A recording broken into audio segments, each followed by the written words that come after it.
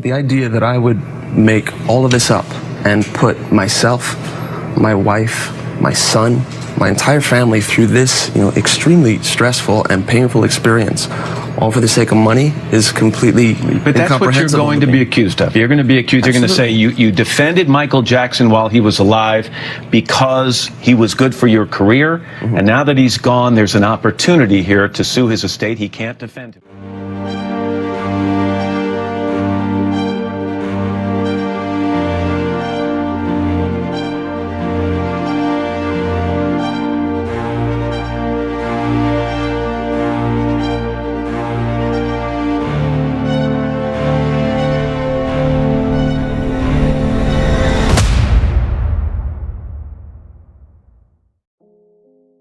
Wade Robson was interviewed by Matt Lauer in 2013. Robson stated during this interview that he did not have a financial motive for making accusations against Michael, and the mere idea of doing so was incomprehensible to him. But evidence suggests otherwise. In December 2010, Wade was offered to direct the dance movie Step Up 4, which eventually came out under the title Step Up Revolution. According to court papers and a blog post Robson wrote on November 17, 2017, Robson considered the directing opportunity a fulfillment of Michael Jackson's prophecy to him as a child, that he would become a movie director of epic proportions, even bigger than Steven Spielberg. Robson was so seriously impacted by the alleged prophecy that he crumbled under the pressure of the assignment. Robson may have had two realizations. One, a step-up movie was too big a venture for him to manage, and two, he was not going to be the next Spielberg. The standard demands of the industry proved too much for Robson, triggered a nervous breakdown which eventually forced him to withdraw from the project. Wade wrote in his blog post from 2017, "Additionally, I was now ravaged by a debilitating feeling of shame that I was a complete failure. I felt that my entire life had been building to this opportunity to become a film director.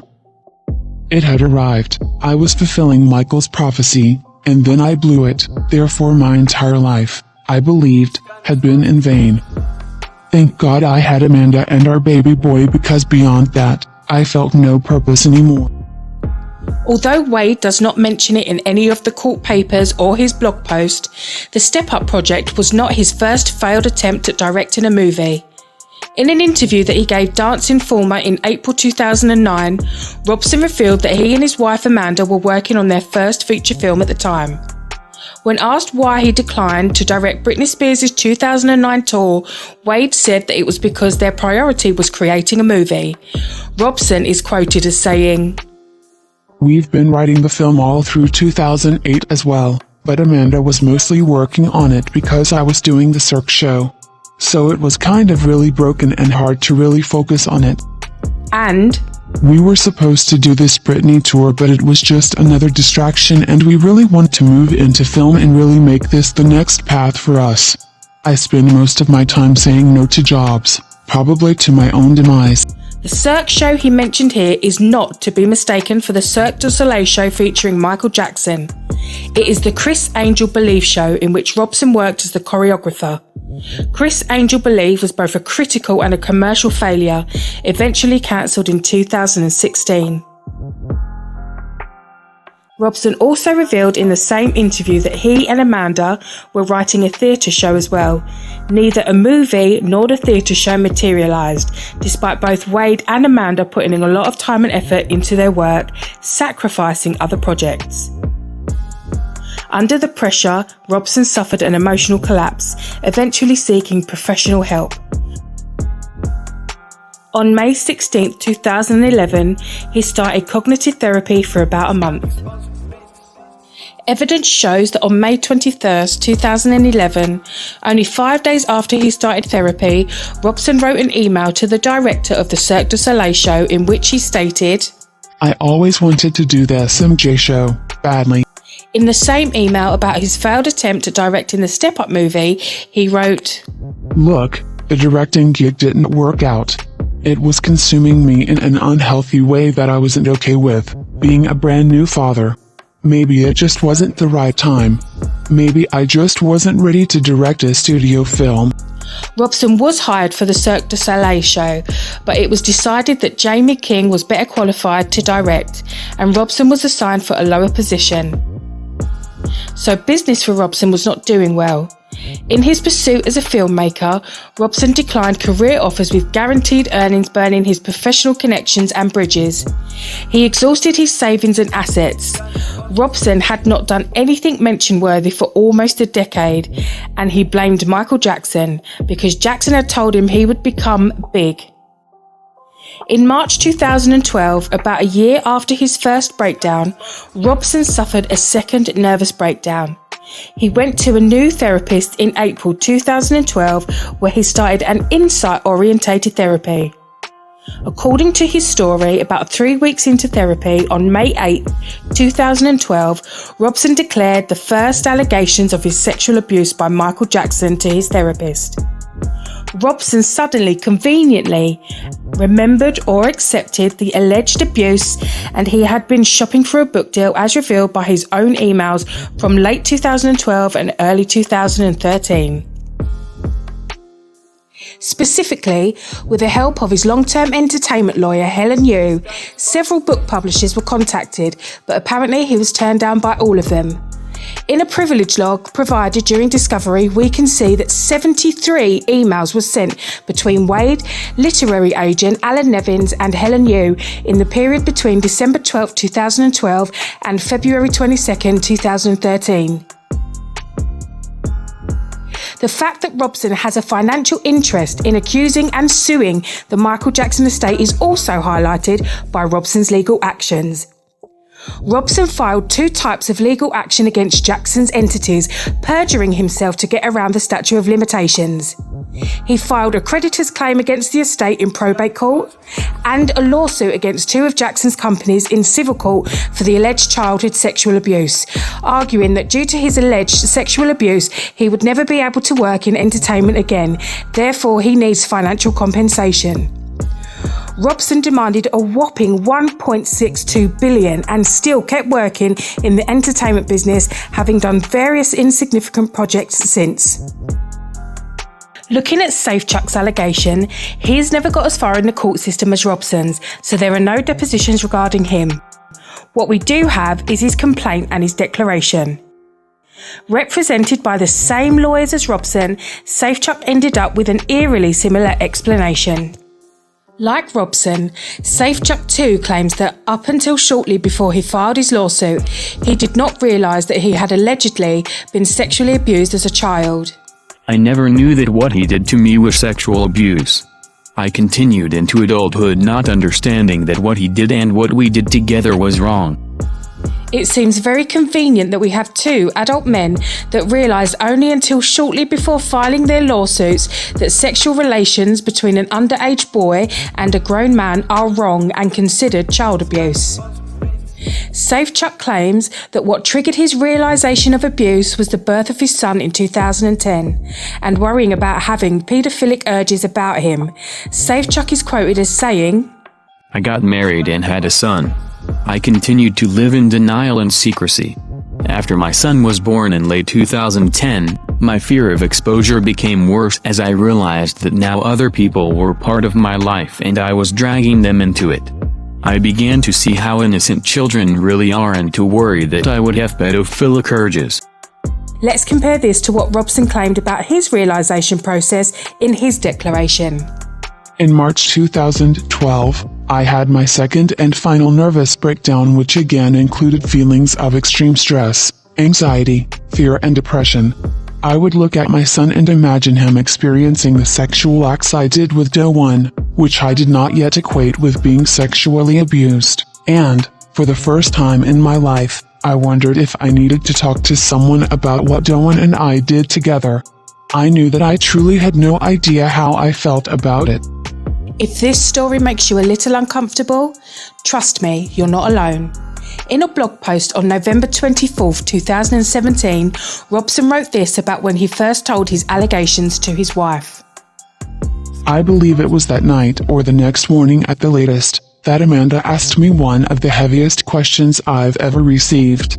I am sorry, but I have to ask you this, she said. Do you have any confusion about our son? I understood that what she meant was, due to my being molested as a child, did I have any urges to molest our son? A painful question to hear, but one of the easiest I've ever had to answer. No, absolutely not. He is the reason I finally spoke the truth about what happened to me and have begun this healing journey. My relationship with him is one of the few things I have clarity on. This speaks to Amanda's strength and clarity as a human and as a mother. This was a hard question for her to ask me, but she knew in her heart that she had to and didn't hesitate.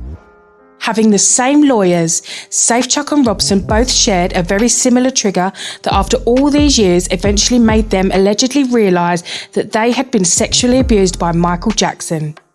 Similarly to the Spielberg prophecy in Wade Robson's complaint, an underlying theme in Safechuck's complaint is his bitterness about his failed career ambitions.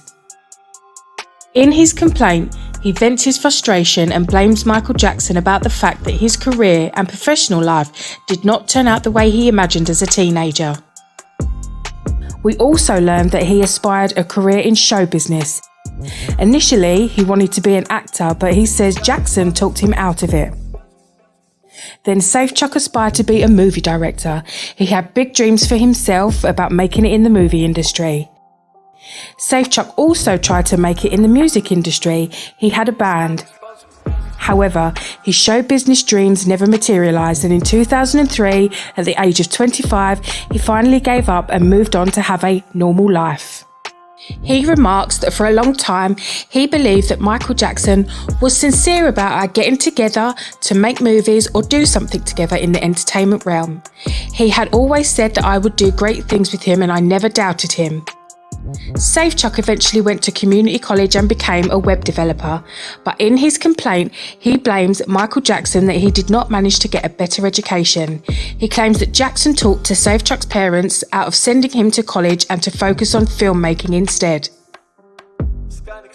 Vince Finaldi, lawyer of both Robson and Safechuck, repeatedly supplied tabloids with material that they could use to generate bad press for the estate and thus Michael Jackson.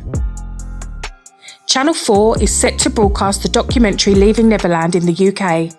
Doesn't even try to hide how the film is aimed to ruin Jackson's reputation and impact the estate's business.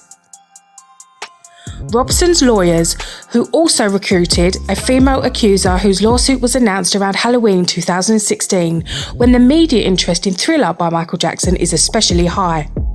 A few months later, the woman dismissed her own lawsuit and vanished.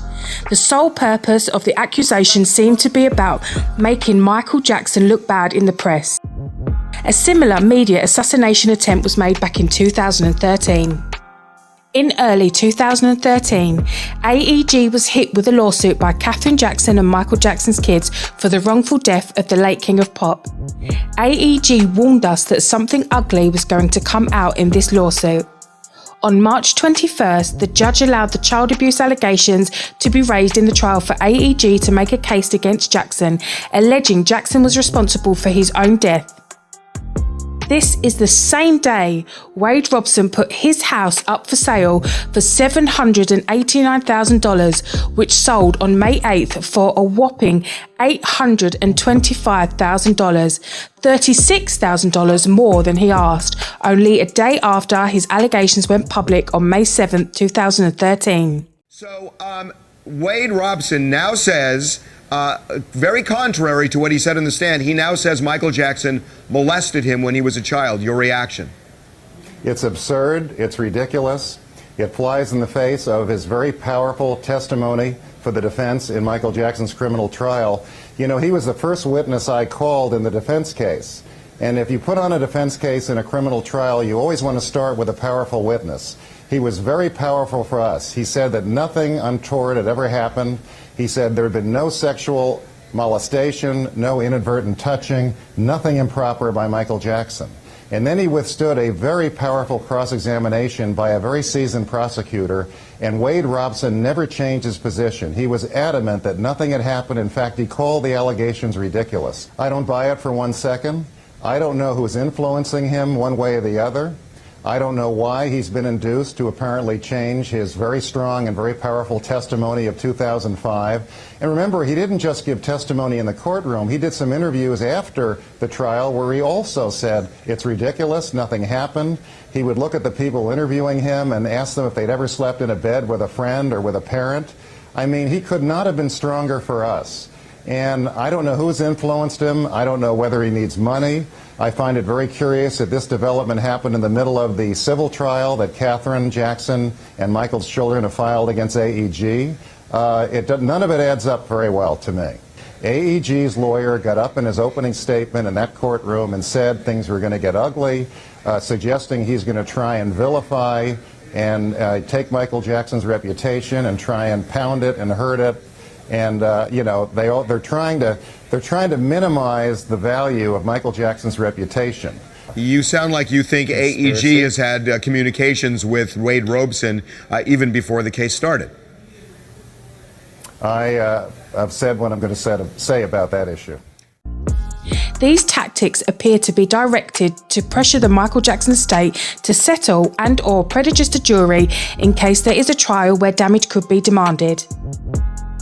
Manley and Finaldi, Robson's and Safechuck's lawyers, have already been involved in previous cases of victim phishing, according to an article published by themediareport.com in 2012. During the An Open Secret movie controversy, Manley and Finaldi were also the lawyers for the accuser Michael Egan and admitted to the two formerly accused Garth Ansia and David Newman that the allegations against them were untrue. In connection with the signed admissions, lawyers Jeff Herman of Florida and Mark Gallagher of Hawaii paid what Ansia's representatives described as a seven-figure settlement to the two men. Let's also remember that in his 2016 deposition, Wade Robson's brother Shane stated that during his breakdowns, Wade was worried about his ability to support his family and had financial concerns. Wade's mother also admitted in her deposition that regarding Wade's finances, there was a concern. It is important to stress that after Robson's lawsuit was dismissed, the estate is now demanding compensation for legal fees for over $100,000. During the Q&A after the screening of Leaving Neverland at Sundance, both men claimed they were not offered any money to participate in the documentary. And I think a lot of people might have a question like, were you kind of like, what's in it for you to tell the story now? And, were you ever offered any like compensation by the production to participate, or, what are you gaining from this personally other than just getting the story out there for people to know? Yeah, from the get-go, there was no money, ever offered or expected anything. So this was really just trying to tell the story and shine light on it, and the same way, knowing that Wade went through it, we could give other people that same connection and comfort that we've gone through something like this. That's Yeah, I think that's what I and what we have been looking for, and that was the goal of deciding to try the case route, was just looking for a platform to be able to tell the truth. Yet very recently, Robson set up a fund asking people to contribute towards the healing from and prevention of child abuse. Interestingly enough, the fund was set up just before the release of the documentary and about 6 years after the allegations became public. Also, according to journalist Roger Freeman, Robson will avoid filing out tax form 990. In summary, both Robson and Safechuck are failed movie directors with delusions of grandeur, represented by the same shady lawyer. Both men only realised that they had suffered abuse from Michael Jackson when they imagined their sons being molested. Both men had financial motives. Neither of the two have a single shred of proof to back up their allegations. It's up to you, the viewer, to decide which is more credible. That Michael Jackson abused these men from childhood and they both had the exact same unusual realisation process as adult men, or that these two men were not abused by Michael Jackson, but in fact they saw an opportunity to financially exploit a deceased man via his companies to the tune of over $1 billion. A man who is not able to defend himself against such serious allegations. I suspect you already know the answer. If I am guilty of anything, it is of believing what God said about children. Suffer little children to come unto me, and forbid them not, for such is the kingdom of heaven. In no way do I think that I am God, but I do try to be God-like in my heart. I am totally innocent of any wrongdoing.